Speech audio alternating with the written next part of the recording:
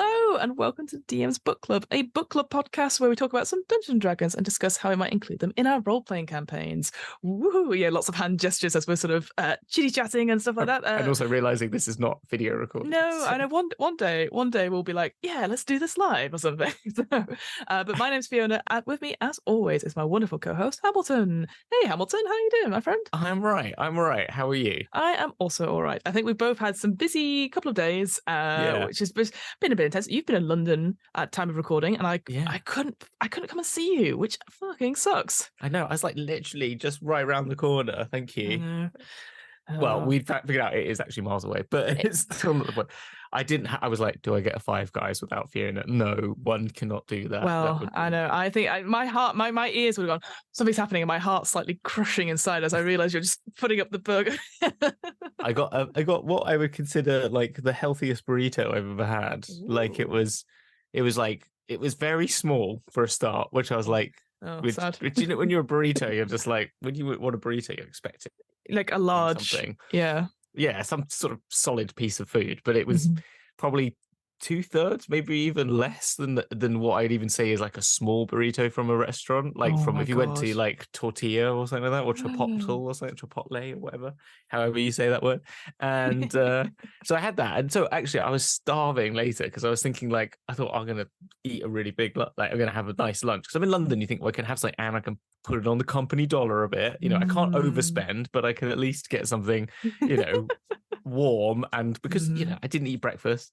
And then I was like, oh, fuck it. I've had it now. It's too late. I've got to get going. And then bit tired, bit of a long day, but small burrito energy. Yeah. Small burrito energy. But I am excited to be talking about what we are talking about today, which is what, Fiona? Oh, look at that segue. Whoa.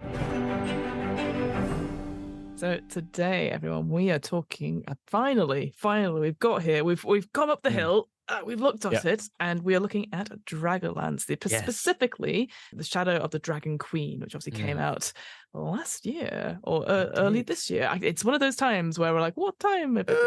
I'm going to check. I think it was October. I think it was October. Yeah, about 8 months ago at time of recording. December 2022.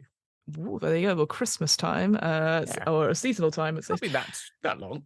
No, it doesn't. Well, it isn't. 8 really, months. Oh god, yeah. We're now closer to this coming Christmas than last Christmas, which let's not talk. Well, anyway, what was interesting about this release is obviously it is return of Dragonlance, which is in quotation marks for us a fan favorite setting. We'll both be honest with this. Neither of us have read a Dragonlance book between us. We've not looked at the previous stuff. I don't know whether we would want to after this, but again, something to consider. Well, I was thinking that, to be honest, because I thought like, it'd be good now after seeing this to see actually how different it is to the original setting. Okay. Well, then we'll put it on the back burner because I do have access to those Dragonlance settings. But yeah, they're inspired by books with Tracy Hicks and Margaret Weiss, and having the setting. So it's obviously bringing back this to 5th edition, which is great, and then it also is interesting because it also came with a board game which you didn't have to get in order to run the adventure, but it sort of supports it and sort of brings a different sort of mechanics to it. So that was kind of unique because we don't really have D&D adventures that are published with like extra stuff like that now. Obviously you get like poster maps, maybe you get some new dice, etc., but actually having here is a board game dedicated to supporting this game, which you could play separately or buy separately or put them together in tandem. So those are the two sort of main things I thought about it when it sort of came out. I was like, oh, that's interesting. My question was on the Warriors of Krynn thing, because I did look at it, but I can't tell if it comes with the book, the RPG book in it as well. No. In the pack. No, it doesn't. So you had to buy like a deluxe version. There is a deluxe version because there is a picture I'm seeing here which shows it with all of it together. Yes, deluxe absolutely. edition. But the normal box is a whole separate box. Exactly, yeah. So in total, at the time, again, this was just me briefly looking beforehand, and of course, prices change, etc. It would have set you back, both book and board game, because it's quite a hefty board game with lots of pieces and stuff, about $120. Oh. Mm. So obviously there's quite an investment, especially if you're very new to Dragonlance and you're not so sure, etc. But ultimately, from sort of our understanding, it is about warfare sort of setting. What do you do when there is active conflict happening with your characters in a certain world, which obviously Krynn is all about, which we'll go into a little bit. And how do your characters play a part in it? Is it something that they're at the forefront of? Is it just something they get mixed up with? And we've talked before with the UA of the Knights of Solamnia and the High Sorcery Mages as well. We've already sort of gone through those sort of backgrounds which are unique to Dragonlance, which I think you would definitely need to encourage at least one of your players to take those backgrounds just to make it, I would say, worthwhile. I think from a story point of view, which I know we won't jump into straight away, but I think both of us definitely agree that without that, you'd feel a little bit out of place. It's kind of like, so what? Yeah. Yeah. I'm just going to go straight into it. So that you sort of start off your adventure, so how you get into it. First of all, you have sort of 3 different preludes, which I actually quite like. I really love those. Yeah. I think that's quite nice because there's a nice little story hook that one is about Knights of Solamnia, one is about the Mages of High Sorcery, and then one's just a generic. Gives you an introduction to the army thing that's going on as well, and gives you a sense of the war. I think personally, I would try and at least run the third one. The third one, the sort of everyone. It doesn't matter what your kind is in. Yeah. Scales of War, because I think it just at least gives that context to, because obviously the other ones give context to the knights and the mages of high sorcery, but being able to do that Scales of War one I think would be a really good way of getting you into the fact of what the war does. There's a farmer who kind of gives you some information, and there's a little bit more of a personal journey there, which I think is interesting, and and it just a little like hint of what's to come. Yes, absolutely. I even think you could recontextualize that one personally to make that a way of your characters meeting one another. Maybe instead of changing out the farmer, maybe making the person that hears about it being one of the other adventurers on that party or something like that, and making that a way of them interacting. If you want to bring one person in, maybe 2 of them know each other, but one of the ones that maybe you give like I don't know, for example, one person's going to be a knight or one person's going to be the high sorcery. You take one of them on their own prelude on that one, which one of them is very solo because it's about the sorcery one is about doing a pre-test, so it's very much an individual thing to do. You could have the other characters playing NPCs or just being a part of it, and then you could bring that individual into the Scales of War one through the other 2 having a bit more of a focus as that one. I think that could be an interesting. That was kind of how I thought about it. I think that actually makes it a lot better. You're completely right. I think because I feel like that Mage's sort of storyline of like trying to get through these different tests and like prove themselves and getting the robes of of the witch moons they're a part of, so really interesting, and that's such a cool thing to explore. But I'll get on to some opinions about that in a second. And the same thing with the Knights of Solamnia, who have historically in this setting, again, we're not gone into it too much, obviously they've got a bit of a bad rep, so having that sort of in the background as well, so putting the 2 together and then putting it into that one, that's a great way to meet and bond, compared to what I think is one of the weaker openings I've ever seen in a thing. Like, I mean, don't get me wrong, I think coming together for an event like a funeral, I think it's a great idea. I am a bit tired, I'll be honest, of seeing festivals being let's just get it. Like I get it's a way to meet NPCs, it's a way to know, like, get into a setting a little bit. But I'm a bit because it's happened. We've had Witchlight, Festival of the Sun, Festival of the Sun, of the Blazing Sun in Cross of Strahd. We've got like in Radiant Citadel, there's quite a few of them in there, but they are tied to different cultural celebrations. So that I don't mind that too much. The Castellantas want to have a festival where they murder everyone. Yeah, exactly, and it's just a bit like, we get it. It's a very cool trope, but I was just a bit like, oh, why can't we just have the funeral or the wake and then have things happening? But there's always a festival in a fantasy setting. You have to have a festival. You do. What else are you going to do? That, to be honest with you, in the olden days, in the days before television, that was the only entertainment we had. So Lammas has come round again. Ooh. Yeah, well, that was the only reason we had festivals. It was the only time to actually have some fun. So, like, it's May Day approaches, tap watch. Exactly. Come on. Yeah, no. So I don't. Fiona, stop being a grumble. Whoa. I'm calling you out. You're calling me out, grumble. You could make it a really Knights of Solemn, solemn moment. Whoa, see what I did there? I did. Moment. You could make it like, okay, let's get the Blade Runner onto this. It's raining. You enter the town of Vogler, which, if you actually say it like that, is like this Germanic, gritty, farming village, where this person lives who was quite the raconteur.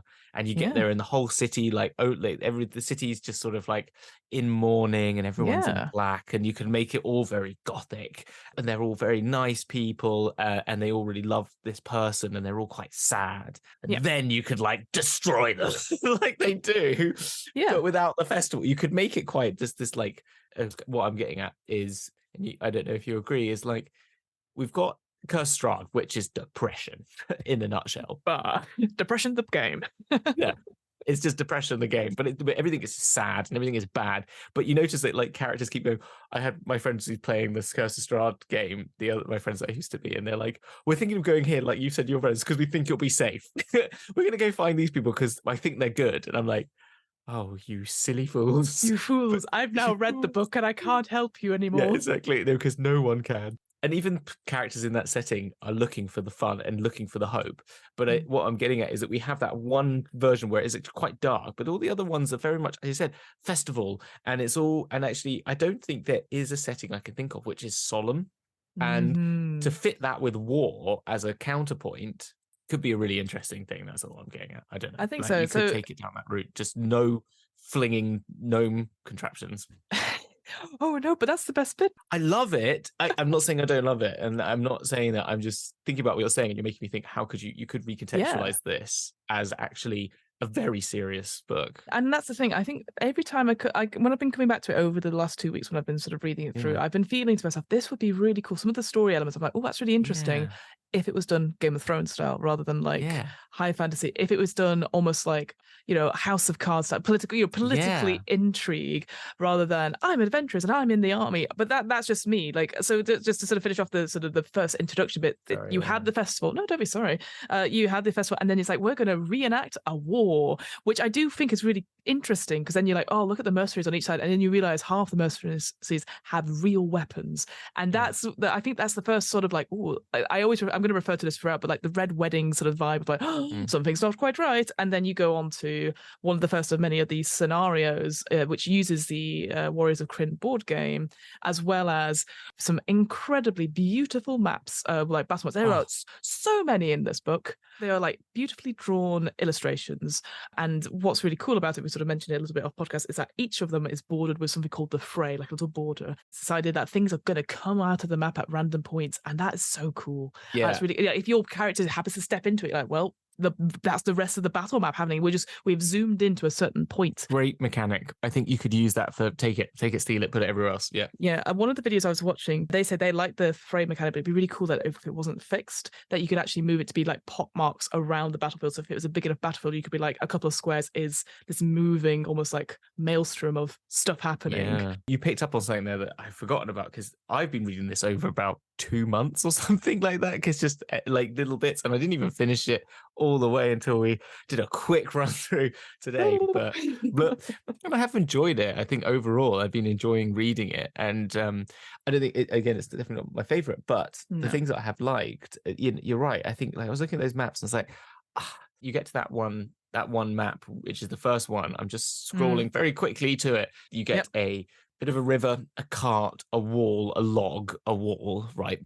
And you get a beautiful thing that denotes the frame, which is these like fire and wind sort of motifs as a border, and it's beautiful. But it's a very dull map in terms of its content. Yes, and correct. I don't think it really, like, as you said, I think how lovely would it be if it at least just give you the whole hill as a map, as you said, and a moving maelstrom, and then a few little moments and pockets. And I know these things take a long time to draw. I'm not saying they don't. But then again, I do think it may be less detail, more wide scale, and then giving these, like, choose a position on the map and then give a fray dynamic that's around them. Here's an example of what a fray would like in a zone. Yeah, your mate's over there. Marjorie has ended up in the northwest. poor Marjorie. Jeff is down in the bottom left. Oh no! And Betty is in the far corner over there. And there's 3 different battles all going on, and you have different, and maybe just using the fray mechanics of them all just trying to get to one another until they then get to a point, then maybe make a moment in the middle, which is this key map where they do finally have their moment. But I think that would be a dynamic that they could have used of like Marjorie, Jeff, and Betty all being in different locations. That's you better copyright that quickly. But yeah, I agree. I think it's interesting later on, some of the later maps that have a fray on it. Certainly the final one, again, we'll come to the finale in a little bit. It has elevation baked into it. Doesn't so much in the earlier maps. So I think I agree. It would be cool to have more, environmental, like there's a massive hole. There is elevation, so it's difficult to like obviously on the map so that everyone can see. And I agree, like I love that idea of like we're going to cut to these people in the battles, almost like a war montage, like we see it in, I keep going back to Game of Thrones, but like The Witcher, where we go, oh, here's the battle, someone gets shot next to you, how do you react? And that's what it is, that you're not all together until like the fight, like 2 rounds, 3 rounds, and you've managed to make it through, losing a bit of health perhaps, and then that's when you are fighting the big guns. Dragonus arrives in this one. Exactly, yes. I think so that happens. You realize that this betrayal has occurred because there's this mercenary band, which is friends of this person. So you've all been invited to this person's funeral. There is a Knight of Solamnia there. They have another friend that used to adventure with them, runs this mercenary group. They get betrayed by their second in command, who, with most of the people, defect. I must admit, as I said to you earlier, it's a very convoluted way of killing people. It's a village secrets. No, but it's a village of people, right? Which are farmers generally, and they have a guard, which they say are basically a bunch of the old folks who pick up some sticks when they need to and throw them at people. But the way that this army, this dragon army, run by Tiamat's variation on Krynn, who is he knows what they're doing, right? They got 5 heads. Better than one, right? They know what they're doing, right? They can think a little bit. They can break a tie in any vote. Yeah, exactly. Yeah, they've got their own council in their own sense. We'll get on to that later. And I just think it's like, I know D&D can be convoluted, and I know it's fun to be convoluted, and I've made the most convoluted storylines in my life. Don't get me wrong, as you well know. But this seems to be a very serious story trying to portray war, and I think a mercenary gang being hired by a dragon army to pretend in a festival that they're going to fight some people with fake sticks, but then use their real sticks to kill them, seems like, why bother? Like, why would you not just attack a village and burn it down? Like, you're an army of people. Like, hire the mercenaries and just attack them at night and burn the village down. Like, everyone in this village is Knights of Solamnia, right? I would understand it. And they're gonna do a pretend fight with fake swords. So all the knights are in the village holding wooden sticks. Now attack. I get it, right? Great. They're all they're not prepared. But these are farmers who are not prepared and would not be prepared at any other time. It makes no sense, because especially with those 2 NPCs, as you described, the 2 friends of the raconteur, they're in it very, very briefly. And at one point, the Knight of Solamnia could be killed off in help for her squire to take on her role, etc. But I was like, well, there's no need. Like, do they hold some sort of special item? Because they don't hold the Dragonlance. There's nothing special about the village. No, all really? It's just that I guess it's supposed to be like, oh well, war. It just takes on all this movement. But I don't know why you need this weird graphic, very weird story. It would be just as bad if you're at this funeral and actually you're having this solemn moment, and I would have done it. Well, okay, like, and you said, but I would have done it like, you have the funeral, you go back to the thing, and you'd start the night as you would, like, everyone starts telling stories, everyone's telling their best story about it. Everyone's drinking or something like everyone's drinking and having a great time, and you're just thinking, oh, the night's just about to end, and then suddenly you just hear this noise outside. And it's like there's no time for morning, but that's how I would take it. Agreed. The same, absolutely. Just to get on to the next part of the quest, because it takes a little while, because you defeat whatever happens on the hill, and then there's like a thing going, oh, they're still coming, and there's a question about, like, do we need to evacuate the village rather than, I don't know, hold a siege? Just make it frantic. Like, they're burning. People are in the middle of, like, mourning, half drunk. You got to roll with disadvantage. This is how you've got to deal with this now. Agreed. And it would teach them, like, this is war. There is no time for farting about. And I know this is, like, not fun, but people like Strahd, and that's not fun. So, like, you know what I mean? As in, like, there's a lot of emotional strength in Strahd, as in, like, yes, this is harsh. You're dealing with a lot. Everything is bad. People are going to die. Yeah. This is war. Everything is bad. People are going to die, you know. It can be sudden and quick, and they don't fart around, like you said. So I do feel like I think we've both come to the same agreement, is that the intro to this seems so much at odds with the rest of the story, because obviously it's like we're trying to tie you into something, whereas I felt like you were either already a Knight of Solamnia or a mage or whatever, you're stopping off at this town. You are in some way an already decent high up person, rather than like, oh, I'm just a normal do person, you know. Or go down that route that you're a do, but then the later game needs to change as well. Yes, that's the thing. Agreed. Convolution seems to be the name of this game in this book, I think. Convolution Warriors of Krynn. We haven't even got to the Dragonlance. The convolution plans of the Dragon Queen doesn't actually turn up. Yeah, well, here's what I was sort of researching on top of this. So overall, what's kind of sort of happens is that you get to the main sort of capital city of the region, you tell them all about, like, this is happening, this war is coming, and they go, maybe, and then they get you to help, I don't know, resettle the now refugees. They ask you to be part of their armies, etc. And you go off and you go, oh, look, the war is coming. You go back, massive spoiler at this point, the whole council is murdered by the one and the only Lord Soth, who has come to reclaim an artifact below the catacombs. Don't get me wrong, as soon as I read that, I was like, oh, that's exciting. Could have done with some lead up to it. Be like, oh, yeah. Who's Lord Soth, you know? It's like, it's just so weird. You go off and do this thing and suddenly you can't, but the way it's presented, Fiona, is so, I had to reread that chapter. Because you even spoiler alerted it, not even spoiler alerted. Fiona, bad at the spoilers. Oh, I know. I'm so bad. I was like, God, have you got to this bit where they all die? Have you got to the bit where they all die in the council? So I knew, what? What are you on about? It's like been 2 days. What are you doing? I know. I got excited. Actually, to be honest, I had been reading it for a while. I just read like a page a day. Yeah, some of these, I will say, some of these are publishing mentions. I'm like, oh, there's lots of map stuff. I'm never going to read this. So yeah. No, I'm one of those people that's a completionist, and I read every sort of word. So. See, you're so sweet. I'm just like, nah. I get it. I'll go entrance of the dungeon, final room, and then maybe I'll skim to see if there's anything else in between. But my point is, like, I even knew this is what happened. So I was like, this is the bit, because it calls it betrayal at the castle or something like that. Something like that. It's some sort of, this is a point in the history, yeah. And then so you get there, and it's like there are 2 knights outside. They're wearing Solamnia armor, right? And it's just like, oh, there's nothing to see here. Move along, shouts the guard. And then they're like, oh, the knights have come to visit. And you're like, oh, okay. And he goes, the castle's courtyard is largely deserted, as most of the city's defenders remain within the troops west of the city. They've been distracted by the obviously advancing army. The advancing army, which is fine. Near the cover cloisters leads the city council conference rooms are 2 heavily armored knights of Solamnia on horseback. One of them holds a banner bearing a prominent rose emblem. Okay, great. So you're like, right, okay. Yeah. Then it goes, these are undead soldiers to the DM. So you're like, they use the white stat. So okay, cool, fine.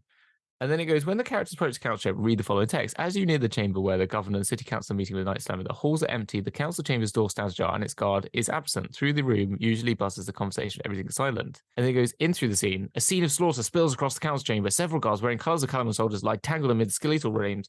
Right.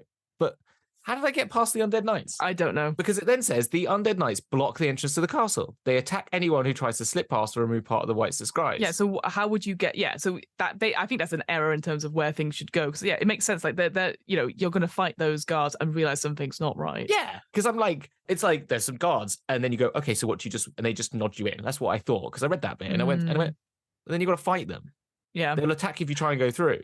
So then you would then realize these are undead knights, and then you'd be like...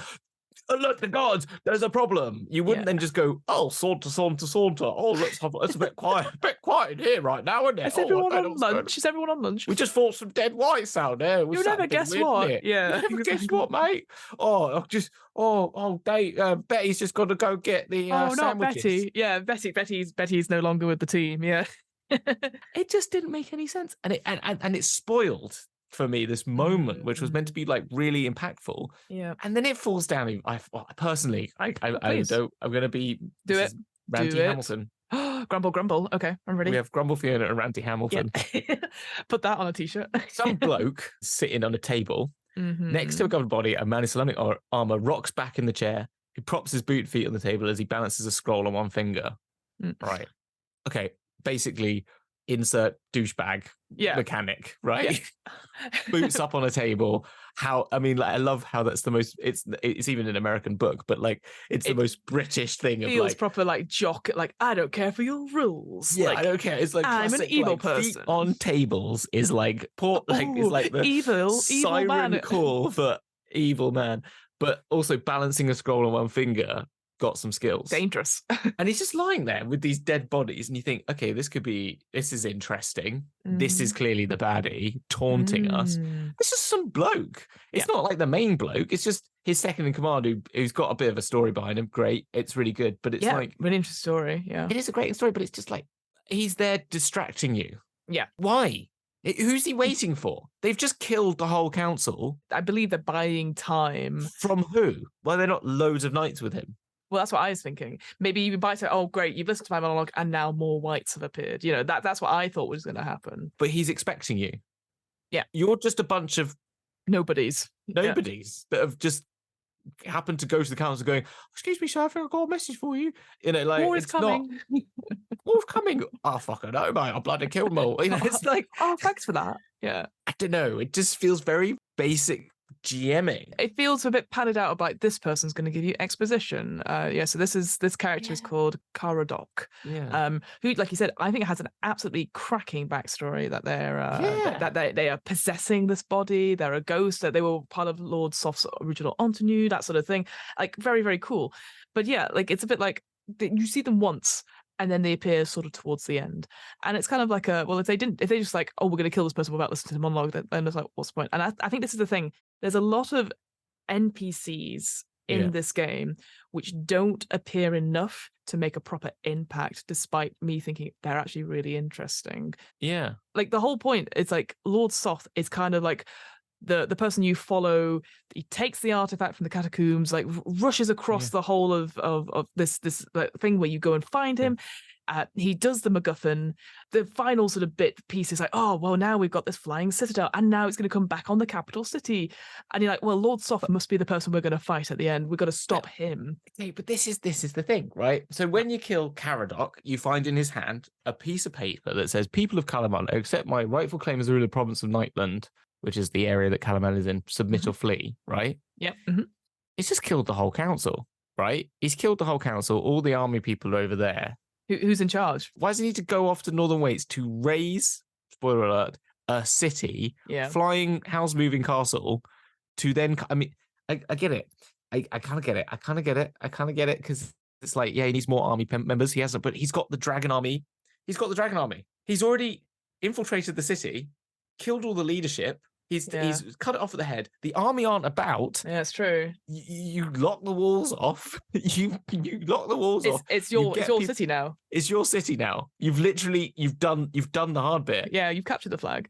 He escapes up a tunnel. Yeah, he escapes up a tunnel, and does he not have like a dragon or something? Well, tunnels go both ways. Tunnels go both ways. Mm-hmm. Dragon Army, I found the entrance. I'm doing motions of waving them in. Come in. Yes, come on in. Into the center of the city. No need for a siege. Come through the center of the council with your thousands of Dragon Army members you're going to go collect in a minute. But before you've raised the dead dragons to raise your house-moving castle to then come back to the city you've already killed all the leadership for, found the back door, opened it, and got the power of the cataclysm in your hands. No. I'm sorry, that's a bit basic. I need to go and raise the dead dragons. Yeah. Exactly. It's just... Sorry, I've done the Raiders of the Lost Ark. If Indy didn't turn up, nothing would happen. But you know what I mean? It's like... I think you would need to make the council a really much bigger part in this story. So like because they for ages they sort of back and forth, and then obviously you're sort of the sort of person you ran into at the beginning, what they're called, Lord Barkus, is that what they're called? Baccharis, yeah. Baccharis. Baracus. Yeah. So the father and son, essentially what I call the Malfoys, that they sort of like basically try to trip you up, which I don't think is a bad thing. I think that's an interesting play, because that's again very political. I think you should have gone find out the dragons, but as you come back, they are holding that council. They've not killed anyone yet. They are there having the meeting, and then you are introduced to that. There is Lord Soth killing people or something, like right then and there you were part of that meeting. Or whilst you're worrying about the Dragon Army, you realize as you come back, I'd have gone further and just said, there are people just being everywhere, slaughtered, right? yeah. Slaughtered, right? It's just an absolute massacre. It's not nice. I'm not saying like content of people here, but like I think this is war. You've gone out thinking you've just got like you're on your third mission or something like that, and it's just all being a bit, and you just the players are getting a little bit bored. They think maybe it's going to turn now. You just say, okay, here's another fetch quest, right? Okay, fine, here we go. Oh, we got it. Oh, there was a bit of a fight. We're coming back. Yeah, got our gnome NPC. Yeah. You come and it doesn't seem right, and there's no guard and you notice the guard is dead at the door, yes. And then you see up on the castle, you see the fighting happening from the center of the castle. Agreed. Not from the edges, and people are then rushing, not knowing what to do. Dragon elves are flying out from the thing, like are coming out of the center of the castle, like from the center of the castle. What is happening? What's going on? Yeah. They've come in through the back. They've stolen the cataclysm from this back door, come in and come up through the middle of the castle and slaughtered everyone from the inside. So it's that reverse siege, built everything, and the castle is burning by the time you get there, and it's chaos, and Kalaman is gone nearly. And that's when you're then given this, you have to go and raise the city to come back and take Kalaman back from the Dragon Army. It does feel like it's such a slow burn, and then you're basically following this person who then you will never fight. That is the massive spoilers. And obviously, Takhisis isn't in this book. Obviously, Lord Soph features in it, but you shouldn't fight him. And then the sort of final big fight you have is with the leader of the Red Dragon Army, this Kalaman Fire Eyes, who literally, as far as I could tell, does not appear in any of it till right at the end. No. And that it sucks because she's, again, really interesting backstory. Cool. Really fucking cool. Again, I would have it so that she appears whilst the siege of Kalaman is happening, and you see her, like, she does a big announcement. She does the big Critical Role 5 Dragons announcement saying, we are now the owners of this place, you know. Can I mix the two? Please. Now? Yeah, I've got a new thing, right? Yeah. So you come back from your final quest, third final one, whatever it is. Whatever it is. Back to the council, and you're in the council chamber. And that's when you hear the knights are coming, right? And you see the knights doing that picture, that beautiful, they're like heads down. Yeah. Some people boo them, but they don't make us, and you make this whole thing. It's the first time you're going to meet the knights, right? And they're quiet and they're deathly silent, and they don't even, everyone's, they don't even acknowledge the people around them. Their heads are down, and they come into the chamber and they get brought in, and you're in the room. Okay. And then they send you out saying, look, you leave. Yeah. And then you're outside, and they shut the door, and you can't hear a thing. The doors are like silent. Yeah. So it's happening in the room, but you're outside the room, right? You can't do anything about it, yeah. And then you're standing outside the room, and you're on the balcony, and you're looking out, and suddenly you see these dragons flying in, and you hear the sounds, and you're like, quick, you run into the council chamber to tell them what's happening, to see Soth standing there with them all slaughtered. Yeah. And so you have to run. That's how you fucking do it. And that's how you get because it's like, the dragons are coming, let's get help. Help are all dead. Yeah. We're out of here. And now you're like, your players, what do you do? Yeah. And your players will be like, I don't fucking know. We get out of there. Yeah, because you cannot fight him. Yeah. No, you can't fight him. That him and 3 knights, and then you notice you've got to get past the other knights that you have this recognition. He's in there dead. Who are these guys? Yeah. Those guys are your enemies. You got to get past them, find the army, and that's your fray, trying to get out of Kalaman to find people to fight, to get back to the army that are out of town fighting the Red Dragon. The Kalaman's under siege, and you've got the dragons coming in, and the dragons start burning Kalaman around you. Oh, sorry, I'm just going ahead of myself, but that would be. I think that's good because then it flips the whole thing with the Dragonlance stuff. So you find this Dragonlance in the catacombs, and you're like, it doesn't do anything, and then you have to take it somewhere to get blessed or something like that. So I think either you have it with you already, or maybe you make the entrance of the catacombs like when you could do a bit of DM thing, but you're like, someone comes to you and goes, I know a way out. This way. They take you down to the catacombs. Perfect. And then they'll be like, oh, you see this on your way out, and you go, fuck it, I'll take it with me. And then wizards are email addresses. There's a place somewhere in, I think it is the Lost City of Names, also where like it has to get blessed by a good aligned dragon for it to get its powers back. Then you get the city, and that's when you meet all the cool people who live in the city, all the and Ladara, maybe it's Ladara, you don't realize in disguise, goes, come with me. Perfect. That's who it is. They take you down there. You then go, if you take a perception check, check after the fact. You go, I recognize that person from the place before. Ladara, by the way, an elf who's working against Soth the whole time. Basically was charged with stopping the cataclysm of Soth, and when they didn't succeed, sort of cursed to forever be haunting them as a ghost and stuff. Yeah, who you meet at the funeral, which I don't know if I'd put in there, but it'd be interesting to have them. But I think if you're going to bring them back, you could use them quite well, and maybe then you go to get the citadel with the army to then raise it to go and fight. You get either the citadel, you get the Dragonlance, and maybe you have to pass, if those people who are doing the test of high sorcery, that is maybe a way to unlock some sort of special ability. Yeah. If you've got a couple of people, because that is also a very interesting flavoursome side quest that you could do as well. It's sort of, again, one thing I was going to say about that was that I don't think it is involved in the storyline enough. It feels very much like a side thing compared to everything else, which is fine, because obviously, like a lot of these things, like, you don't have to include it in this, but it's just felt, what if you could have, at the end of it, it's because you've unlocked and then you choose your whatever robes, red, white, black, or whatever. But I thought, what if you unlock then a special power, almost like a legendary action, or like like dragons have fire breath. What if you had something similar, like a similar effect that you could do as your action, like you roll a d6 and on a 6 you get it back and all that sort of thing. Just be like, this is something really fucking special about me unlocking my potential and within that sort of lore. So I actually much prefer what we've just done in the last 20 minutes. No, same. I think it just feels really unconvincing. I think that's the problem. And Fiona, they should definitely just give us a job. It feels like they've tried to chuck all this stuff in and try to fit these people together in a way. And I think sometimes you can convolute, and I've definitely been there. We've all been there. And they just needed probably someone to come in and go, wait a minute, this needs just, like, why is this happening in this order? I don't know. Yeah, what is the motivation for the players to be a part of this if they're not central to it, And we talked about concept quite a lot in Planescape.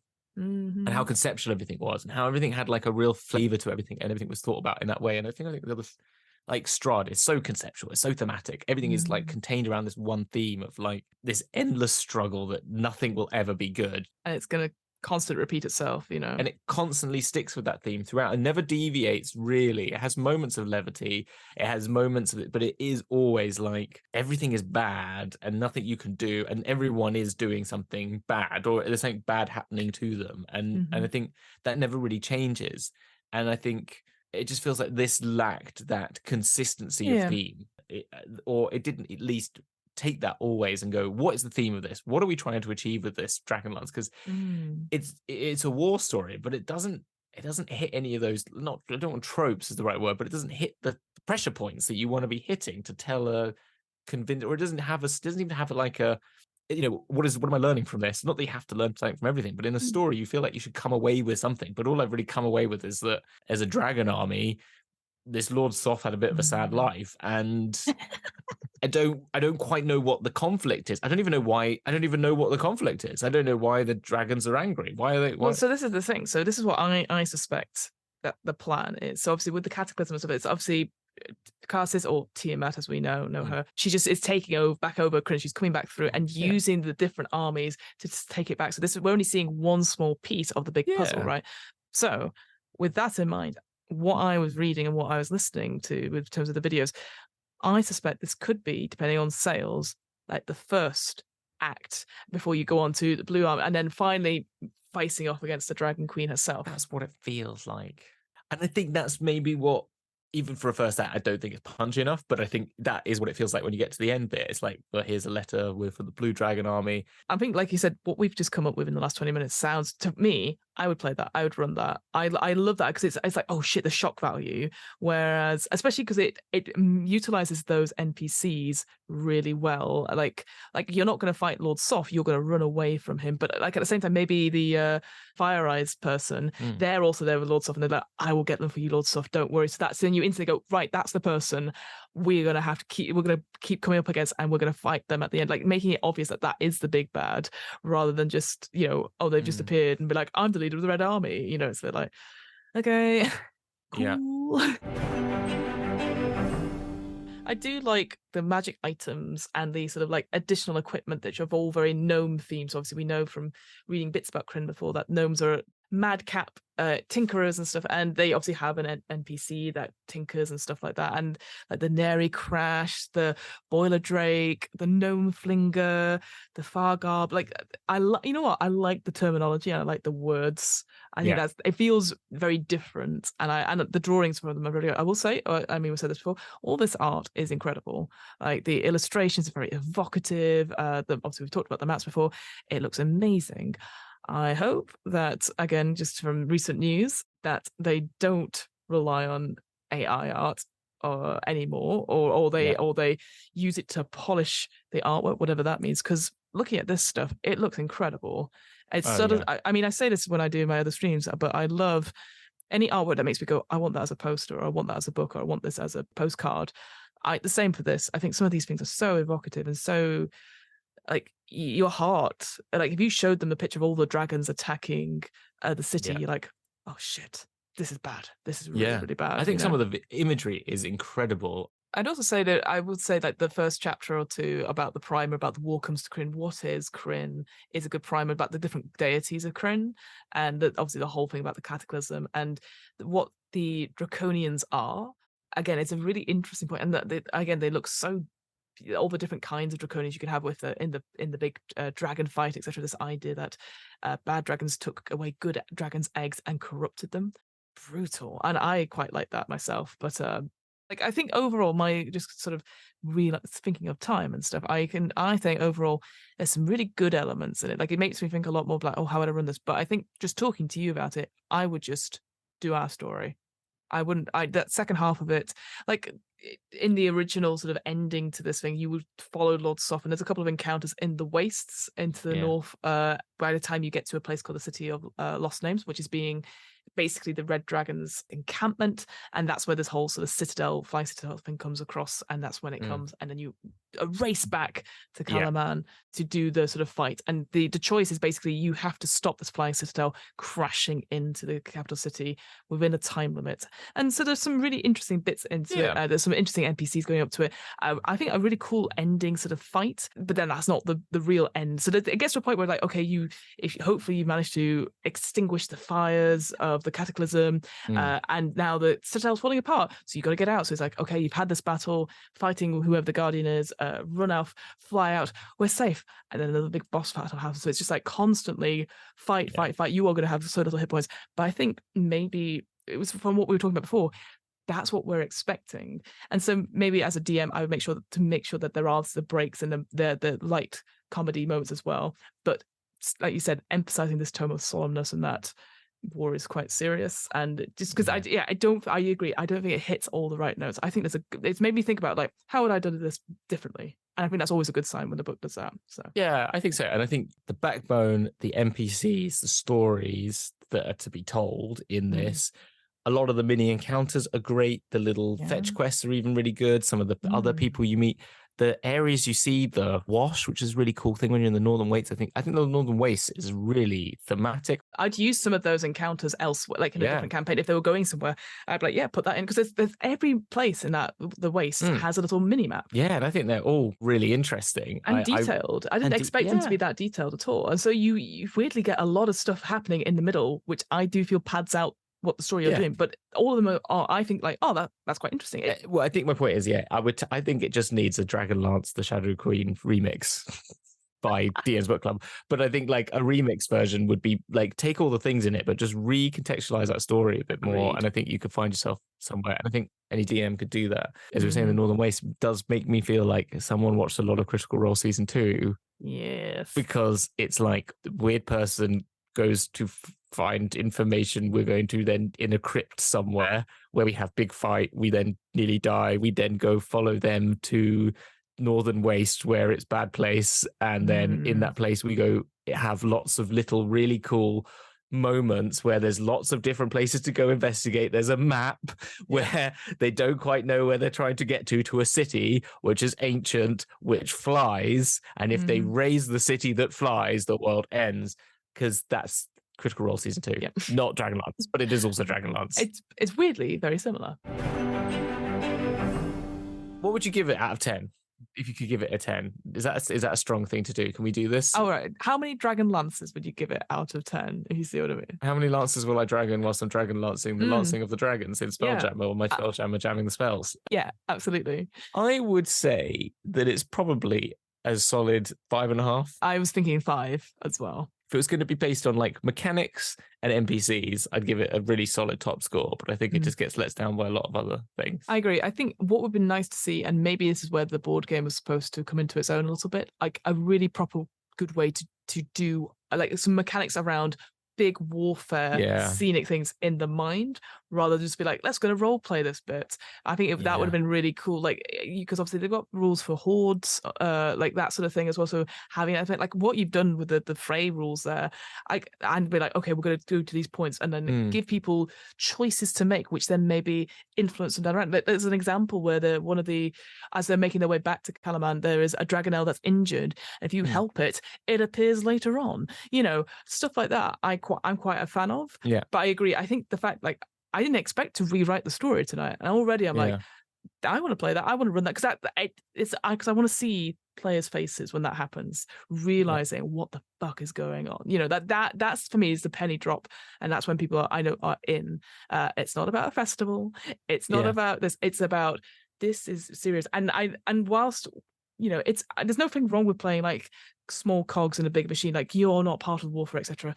I'd love to see a story that you are part of that warfare. You are part of an order of the Knights of Solamnia. You're aware of this threat. You're desperately trying to join up with the bigger forces to be like, we've seen this happening on the roads, etc. You're part of the Mages of High Sorcery. You're learning desperately to help with that. I think that could be just a different story, because it's not glorious. It's not. It's not like, haha, we've done this thing, and it's desperation. And considering where we are in the world right now, obviously I know warfare is quite a big thing. I think that would just be an interesting side to explore should you wish it. I do feel like sometimes we are like warfare's in the background and our games aren't political and stuff. I think it'd be nice to see, it'd be cool to have a game that is political, as long as all the players at the table are interested in exploring it and are okay that in the session 0. What it makes me think of is another good Dragon-y book, which is two-parter. Which is The Horde of the Dragon Queen and Rise Tiamat, Tyranny of Dragons. Yes. I did read through them a long time ago because I pre-read them all when I was going to do that as the jumping off point from Dragon Heist. I might just review it. Maybe if we have a chance next time we chat. That? Yeah, let's just do that. Because I've not read them. It's a big book. So, I mean, maybe we just read the second one, or just like skip a bit of Horde of the Dragon Queen, but focus on the Rise Tiamat. But maybe we look at it. I'd be keen to look at them both, whether it obviously, again, like this took us a little while as well. Like I'm happy for it to be on the background and we're like, oh, I finished it. Because again, I'm sure like we've had comments of people who have enjoyed our reviews of published adventures and stuff. And as we've just discovered, there is a YouTube channel that gives a summary in under 60 minutes, which isn't us. And that's like, damn it, why didn't we find that before reading this book? Yeah, well, why don't we do that ourselves as well? But it's we couldn't remember half the people's names in this. And we rewrote the story halfway through. So from what I remember of Rise of Tiamat very briefly, and we will talk about it more in detail, I think would be really good, is that when you get to the stage where you're meeting councils, you've already done Horde of the Dragon Queen, where you've done lots of little jobs to prove yourself to one of the factions, to then become high enoughly valued to become a council member, be part of the Council of Waterdeep. And that's why they say you can jump off from Dragon Heist, because you've saved the city. Well, you've got his money back, probably, if you've done it, at the end of Dragon Heist. So then Waterdeep would think you're adventurers. And that's an 8th to 15th level where you're racing against time. There is this imminent threat of Tiamat being risen. There's these occultists running around the world. And I think I would be interested to just re-review that, because that's a global adventure. You go to the first council and you're at Varam the White. So you go to Wormspeak of Varam, you're a sea of moving ice. You then come back and then you go to see the metallic dragons arrive, Emerald Enclave, and then the third one. Then you go to Sonal's Tower, then you go to Thay, really cool, 4th council, then you go out again, and it's Tiamat's rising, so like, it's very just like back and forth, spanning the globe. You're going from to the north, to the east, to the west, you're going everywhere. Even in Horde of the Dragon Queen, you're like trying to catch all these masks, so you're going everywhere around the world. So it feels very much like a global adventure, which this feels like maybe this is what this is leading to. You're right. This could easily be, like we've sort of discussed, it could be like the first of a 2-parter. I feel like it could be a 3-parter. But if the sales aren't good enough, if the story's not good enough, then people aren't going to play it. They haven't mentioned it though, have they? they have a thing in December, don't they? When they do their next one. I mean, yeah, because we've still got Planescape, we've still got the Shattered Obelisk to come out at time of recording. We've got obviously Big Bees is coming out next, and Planescape and the Book of Many Things. So we're due one soon, but I think it's going to be November time. Hamilton, if you're not here talking to me about how we make things a lot better in Published Adventures, where can we find you? What are you up to? Sell your wares, shill your stuff, my friend. What's going on? Yes, at the moment, my main focus at the moment seems to be my little Warhammer channel called Has the Stripes, which is up recording nearly at 600 subscribers, which is kind of insane, really. I had a lovely chat with Mira recently, your friend Mira as well. Our friend Mira. Yeah, I said as well, which was really nice. And so you can see me talking on Mira's channel, which I recommend you check out anyway. And with that, so I'm really talking about Necromunda, and I do a bit of lore. I've done a bit about how to choose a gang, so I've gone through all the gangs and how that sort of thing. And the next up, we're going to go and look at the lore of each of the individual gangs in turn. But this week, we've just started. I just had the first recording, and I've just been editing, and I've been having a lot of fun making some things that I need to do the editing. I've just done the 5 minutes of making it look cool, the fun bit, and then I've actually got to do the long bit, which is where you actually go through doing the editing bit.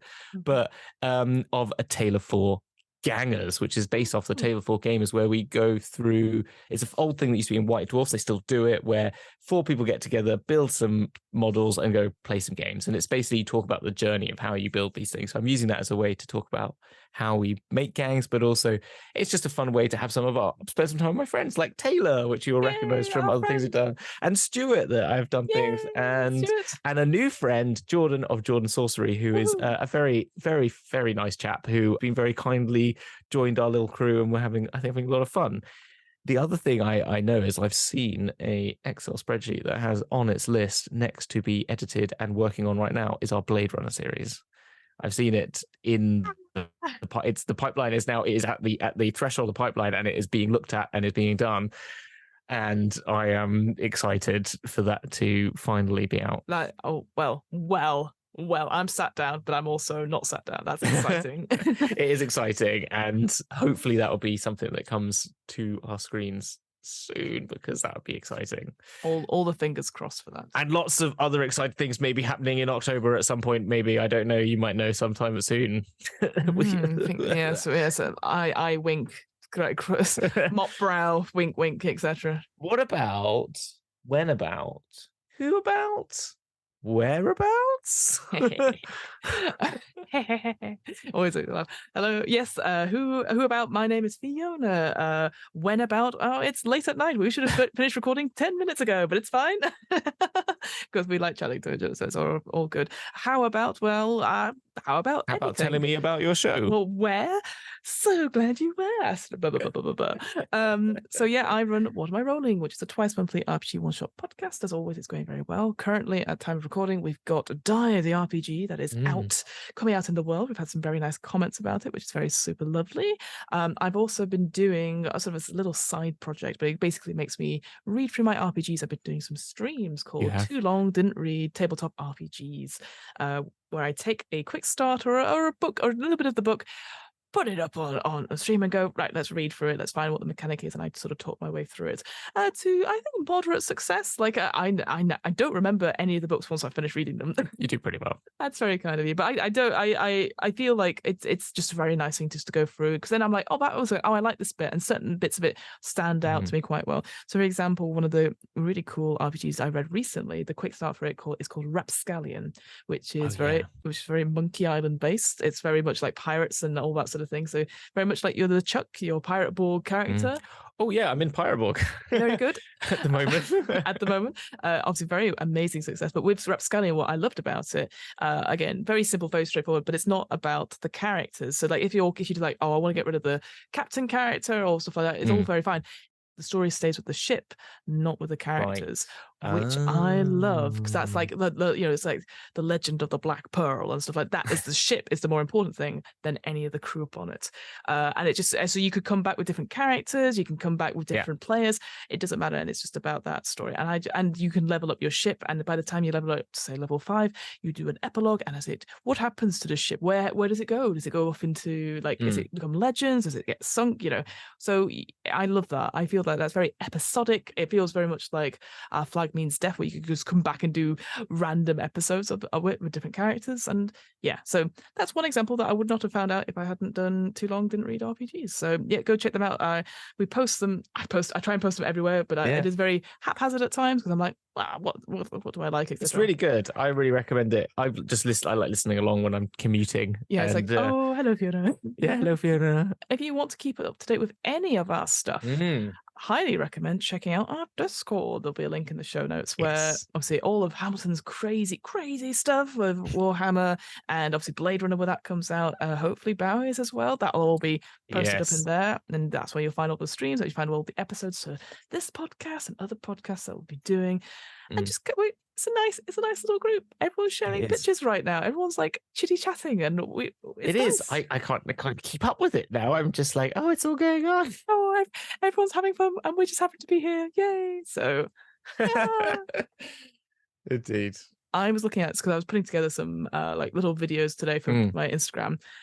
One of the caption animations said, "Catch you on the flip side." I know. I was like, that is wild.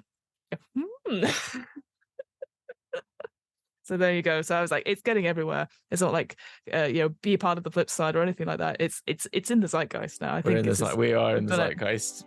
So there you go. On that note, then, what else is there left to say? But catch you on the flip side. See you on the flip side.